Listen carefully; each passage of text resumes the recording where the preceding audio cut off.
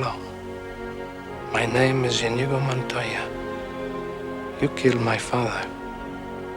Prepare to die. Iconic, memed, and quoted by people who would definitely not survive a duel to the death. What kind of a character centers their life around a mission for revenge, but still ends up becoming one of the most beloved characters in cinema?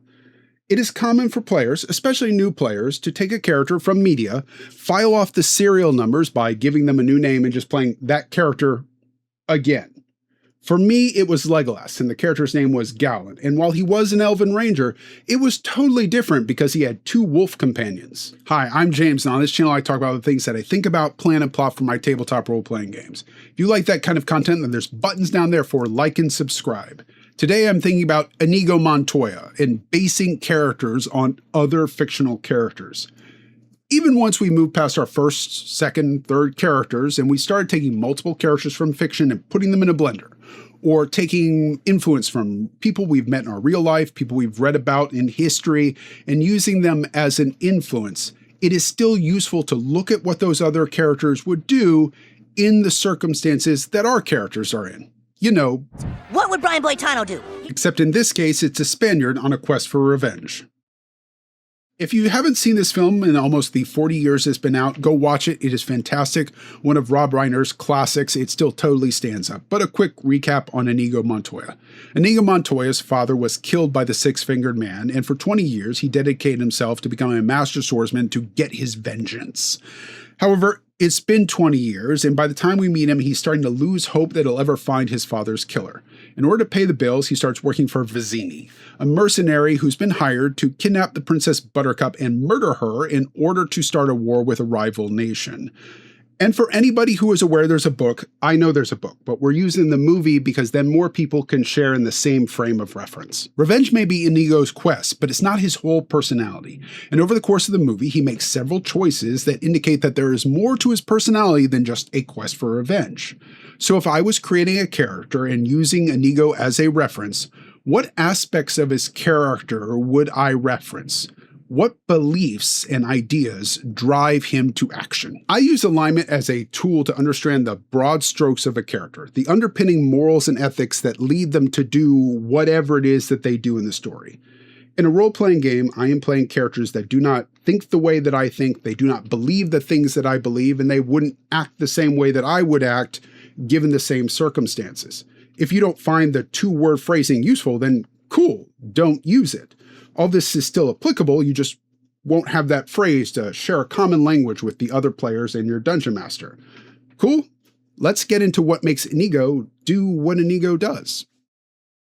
I don't think revenge is core to Inigo's personality, but we'll get there, because revenge is certainly the most famous aspect of Inigo's story arc, so we're going to start here. He doesn't just want closure or justice for what happened to his father, he wants to face Count Rugen face to face, and he wants to be the one to end him. But in fantasy TTRPG worlds, these are not typically black and white worlds with normal justices in courts that you can go take someone and find justice that way. Wanting revenge is not good, but it's not evil either. In the traditions that inform the stories that we tell at our tables, the characters that we make, they're filled with stories of people that want revenge because, again, there's no central authority that you can take this guy to when he decides to kill your father instead of paying him for the work that he already did. In these stories, it matters who you want revenge against. Why do you want that revenge? How are you going about pursuing it? And maybe most importantly, what happens to your personality because of that quest for revenge? Inigo spends 20 years obsessing, suffering, training on his quest for revenge, but he doesn't become a monster. There was a comment in one of my videos comparing him to Oberyn Martell from Game of Thrones. Tell him the Lannisters aren't the only ones who pay their debts. It's actually what sparked this video idea. And I think, yeah, if all we take away from it is that they are on a quest for revenge for a sin against their family and a Moorish Spain influence, then sure. But if we dive under the surface, I think there's more that we can infer about what drives Inigo, what makes him who he is, and why he doesn't get lost in his quest for revenge the way Oberyn does. Because I think core to Inigo's character is that he is an honorable man.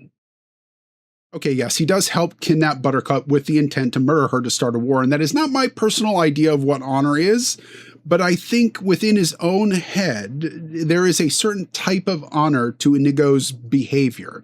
We get our first real glimpse of this during the scene with Wesley. He's left behind to kill Wesley when he reaches the tops of the Cliffs of Insanity.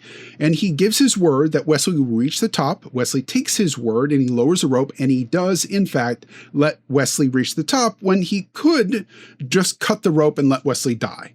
He introduces himself to Wesley, gives him time to catch his breath so that they can have a fair duel, and then proceeds with one of the most polite attempted homicides in cinema.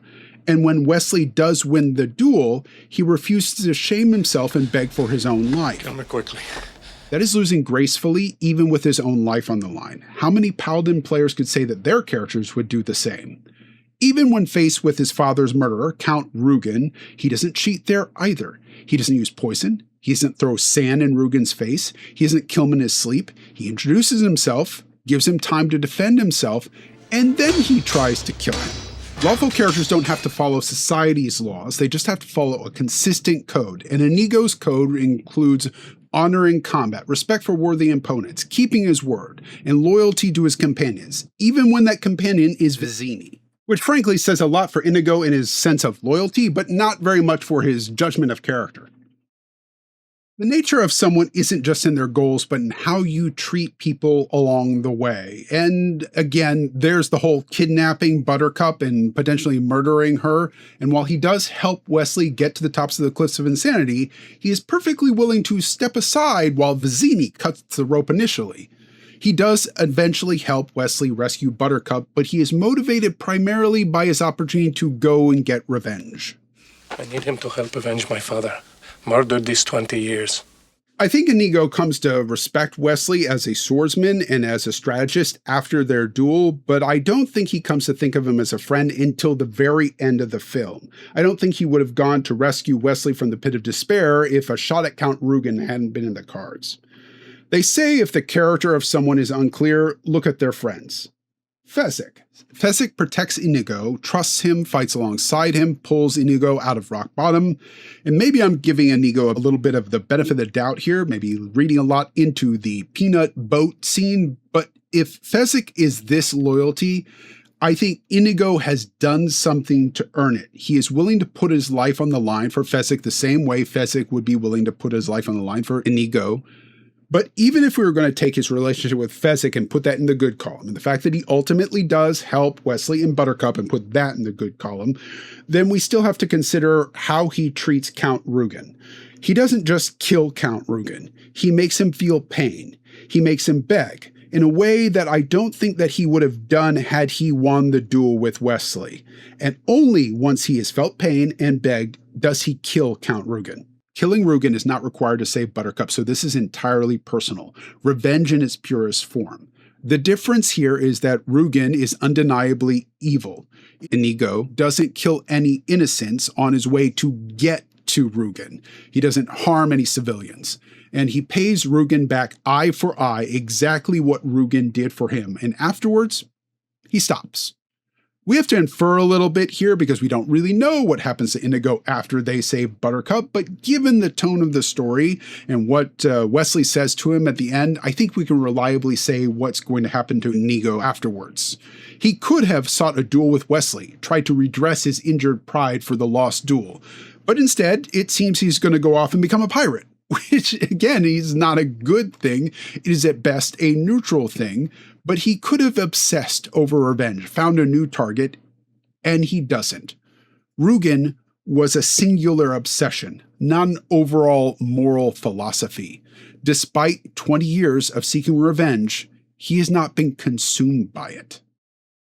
Let's see, he's got a strong moral code, a pattern of honor-driven decisions, he seems loyal to his friends, and he's willing to work for people who are evil for money. He's willing to help acquaintances, but only if there's something in it for him.